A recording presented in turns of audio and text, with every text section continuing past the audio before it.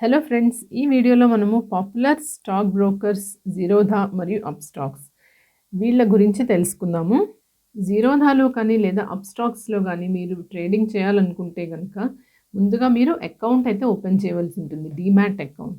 So demat account open చేయాలంటే account opening charges ఏమైతే ఉంటాయో అవి ఇప్పుడు తెలుసుకుందాం. ముందుగాను జీరోధాలో ఇది వరకు అయితే 200 రూపీస్ అకౌంట్ ఓపెనింగ్ ఛార్జెస్ అనేవి ఉండేది. బట్ ఆఫ్టర్ 29th జూన్ 2024 నుంచి వీళ్ళైతే అకౌంట్ ఓపెనింగ్ ఛార్జెస్ ఏమీ తీసుకోవడం లేదు. సో ప్రస్తుతం జీరోధాలో కూడా మనకి అకౌంట్ ఓపెనింగ్ అనేది ఫ్రీగానే చేసుకోవచ్చు. అలాగే అప్స్టాక్స్లో కూడా మీకైతే అకౌంట్ ఓపెనింగ్ అనేది ఫ్రీగానే మీరు చేయొచ్చు. దానికేమీ మీరు ముందుగా అకౌంట్ ఓపెనింగ్ ఛార్జెస్ ఏమీ ఉండవు. ఇప్పుడు మనం యాన్యువల్ మెయింటెనెన్స్ ఛార్జెస్ అంటే ఏఎంసి గురించి తెలుసుకుందాము. సో ఈ ఏఎంసి అంటే యాన్యువల్ మెయింటెనెన్స్ కానీ లేదా ఇప్పుడైతే దాన్ని అకౌంట్ మెయింటెనెన్స్ ఛార్జెస్ అని కూడా అంటున్నారు. సో ఈ అకౌంట్ మెయింటెనెన్స్ ఛార్జెస్ అనేవి జీరోధాలో మరియు అప్స్టాక్స్లో ఎలా ఉంటాయో చూద్దాము. మీరు మొదటిసారి డీమ్యాట్ అకౌంట్ ఓపెన్ చేసినప్పుడు మీదేంటంటే బిఎస్డిఏ, నాన్ బిఎస్డిఏ అనేసి 2 టైప్ ఆఫ్ డీమ్యాట్ అకౌంట్స్ అయితే ఉంటాయి. సో ఈ బిఎస్డిఏ అంటే మీరు ఓపెన్ చేసినప్పుడు ఏమి బిఎస్డిఏ నాన్ బిఎస్డిఏ అనేది ఏమి మీకు డిఫరెన్షియేషన్ ఉండదు. సో మీరు వన్స్ ఇన్వెస్ట్మెంట్ స్టార్ట్ చేసిన తర్వాత అబౌట్ 10 lakhs ఇన్వెస్ట్మెంట్స్ కనుక మీవైతే అప్పుడు మీది బిఎస్డిఏ నుంచి నాన్ బిఎస్డిఏ కింద కన్వర్ట్ అయిపోతుంది. సో బిఎస్డిఏ అంటే basic services demat account.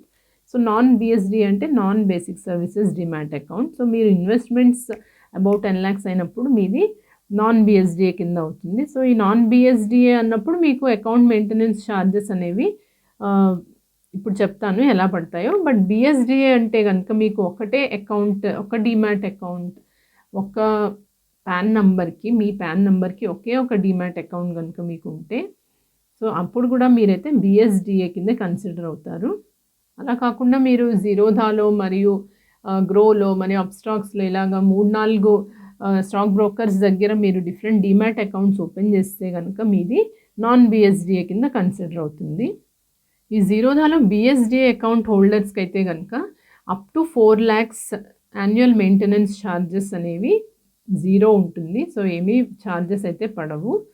So అదే కనుక వన్స్ మీరు 4 lakhs to 10 lakhs దాకా మీ ఇన్వెస్ట్మెంట్స్ రీచ్ అయితే కనుక మీకు ₹25 per quarter ప్లస్ 18% జిఎస్టీ అనేది మీ అకౌంట్ నుంచి కట్ అవుతుంది ప్రతి 3 monthsకి. అదే కనుక మీరు అబౌట్ 10 lakhs ఇన్వెస్ట్మెంట్ రీచ్ అయితే కనుక మీకు ₹75 per quarter ప్లస్ 18% జిఎస్టీ అనేది మీకు అకౌంట్ నుంచి డిడక్ట్ అవుతుంది ప్రతి 3 monthsకి.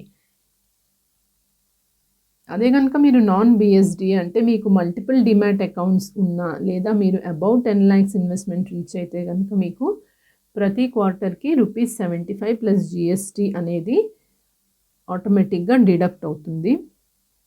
సో అప్పుడు ఈ స్లాబ్స్ ఏమీ వర్క్ చేయవు. సో 4 lakhs అని 4 lakhs to 10 lakhs అలాంటి స్లాబ్స్ ఉండవు. నాన్ బిఎస్డిఏ అయినప్పుడు మీకు ప్రతి 3 monthsకి ₹75 ప్లస్ జిఎస్టీ అనేది ఏఎంసీ కింద మీ అకౌంట్లోంచి డిడక్ట్ అవుతుంది.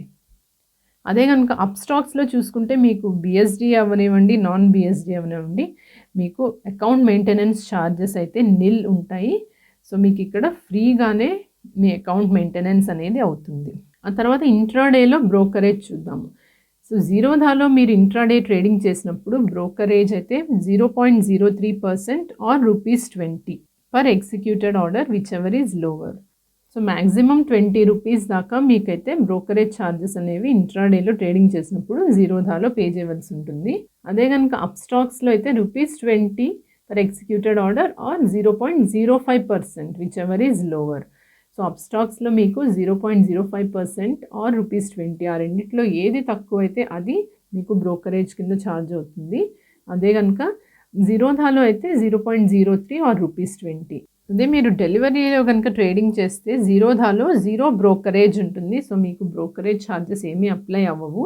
అదే కనుక అప్స్టాక్స్లో మీరు డెలివరీలో కనుక ట్రేడింగ్ చేస్తే ₹20 or 2.5% whichever is lower. So ఇక్కడ కూడా మీకు మ్యాక్సిమం ₹20 దాకే ఛార్జ్ అవుతుంది. ఒకవేళ అంతకంటే తక్కువ ఎంత అమౌంట్ ఉంటే అప్పుడు మీకు దాన్ని బట్టి ఆ అమౌంట్ మైనస్ అవుతుంది అనమాట. ఆ తర్వాత ఫ్యూచర్స్ అండ్ ఆప్షన్స్‌లో ఇన్వెస్ట్‌మెంట్ చేసినప్పుడు ఎలా చార్జెస్ ఉంటాయనేది తెలుసుకుందాము.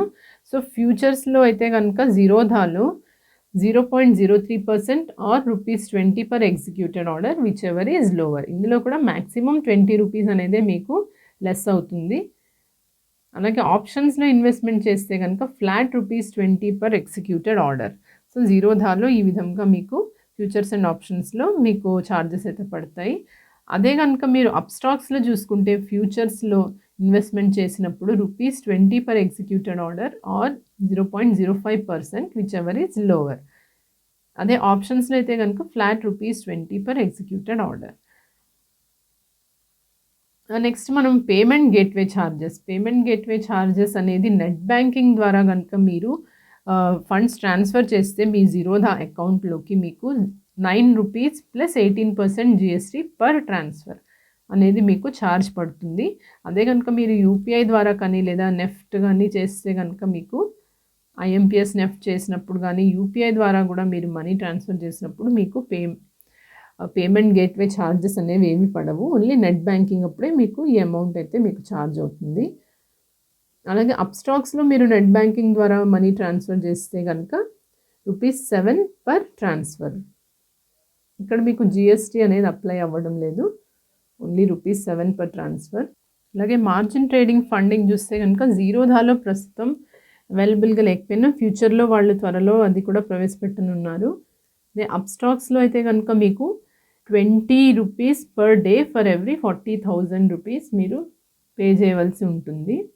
సర్వీసెస్‌లో చూసుకుంటే గనుక మీకు జిరోధాలో ఈక్విటీ, ఫ్యూచర్స్ అండ్ ఆప్షన్స్ అలాగే currency, commodity, mutual funds, IPO ఈ సర్వీసెస్ అన్నీ మీకు జిరోధాలో అవైలబుల్‌గా ఉన్నాయి. అలాగే అప్‌స్టాక్స్‌లో గూడా మీరు ఈక్విటీస్‌లో ఎఫ్&ఓ అలాగే currency, commodity, mutual funds, IPOs వీటన్నిటిలో గూడా మీరైతే ఇన్వెస్ట్ చేయొచ్చు.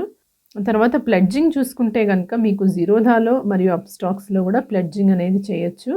జిరోధాలో మీరు ప్లెడ్జింగ్ చేసినప్పుడు rupees 30 plus GST per scrip అనేది మీకు ఛార్జ్ అవుతుంది. అదే గనుక అప్‌స్టాక్స్‌లో అయితే గనుక మీకు rupees 50 plus GST per scrip అనేది ఛార్జ్ అవుతుంది. తర్వాత యూజర్ బేస్ చూసుకుంటే గనుక మనకి జిరోధాలో నంబర్ ఆఫ్ యాక్టివ్ యూజర్స్ అనేదైతే 76,62,920 మంది అండ్ స్టిల్ గ్రోయింగ్. సో, ఇలాగైతే మనకి ఆల్మోస్ట్ 77 లాక్ యాక్టివ్ యూజర్స్ అయితే జిరోధాలో ఉన్నారు. అలాగే అప్‌స్టాక్స్‌లో చూసుకుంటే గనుక యాక్టివ్ యూజర్స్ అనేది 25,91,361. సో, అప్రాక్సిమేట్‌లీ 26 లాక్స్ అనేదైతే యూజర్స్ ఉన్నారు అప్‌స్టాక్స్‌లో. మ్యూచువల్ ఫండ్స్‌లోనే కాకుండా స్టాక్స్‌లో గూడా మీరైతే ఇన్వెస్ట్ చేయొచ్చు సిస్టమాటిక్ ఇన్వెస్ట్‌మెంట్ ప్లాన్ ద్వారా. సో, ఈ ఫెసిలిటీ అయితే గనుక మీకు జిరోధాలో కూడా ఉంది. అలాగే అప్‌స్టాక్స్‌లో గూడా మీరైతే స్టాక్ ఎస్ఐపిలో చేయొచ్చు ఇన్వెస్ట్‌మెంట్ అనేది. సో, తర్వాత డీపీ చార్జెస్. ఈ డీపీ చార్జెస్ అనేది మీరు స్టాక్స్ బై చేసినప్పుడు ఉండదు గానీ, స్టాక్స్ సెల్ చేసినప్పుడు ఈ డీపీ చార్జెస్ అనేవి ఉంటాయి. సో, అది జిరోధాలో అయితే గనుక 13.5 ప్లస్ జీఎస్టీ అనేది మీకు ఛార్జ్ అవుతుంది.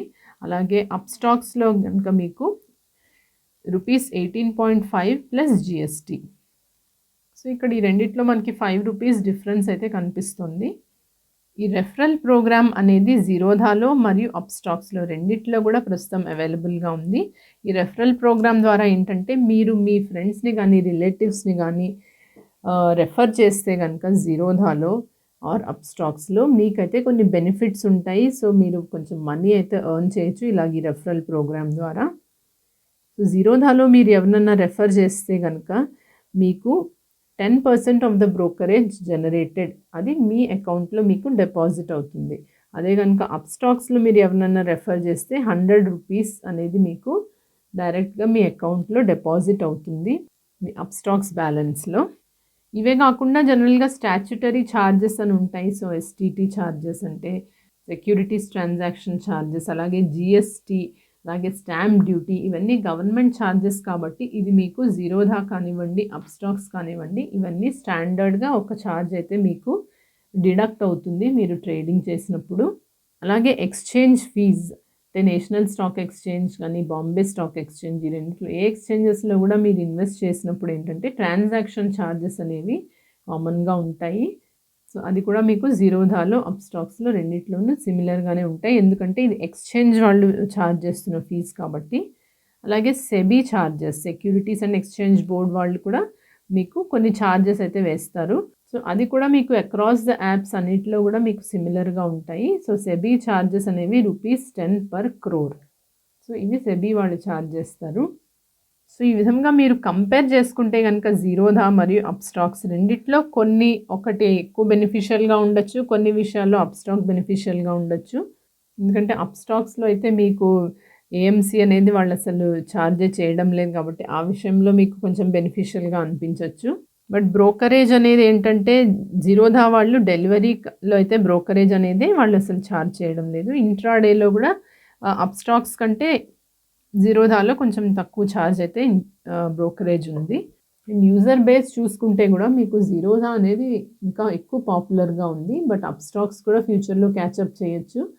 సో, ఇవన్నీ కంపేర్ చేసిన తర్వాత మీకు ఏది అడ్వాంటేజెస్‌గా ఉంటుంది అనుకుంటే, అందులో మీరైతే ఇన్వెస్ట్‌మెంట్ అనేది స్టార్ట్ చేయొచ్చు.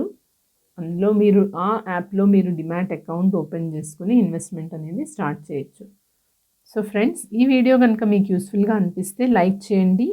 అండ్ ఆల్రెడీ సబ్స్క్రైబ్ చేసుకోలేదంటే గనుక ఛానల్‌కి సబ్స్క్రైబ్ కూడా చేసుకోండి ఫ్రెండ్స్. Thank you.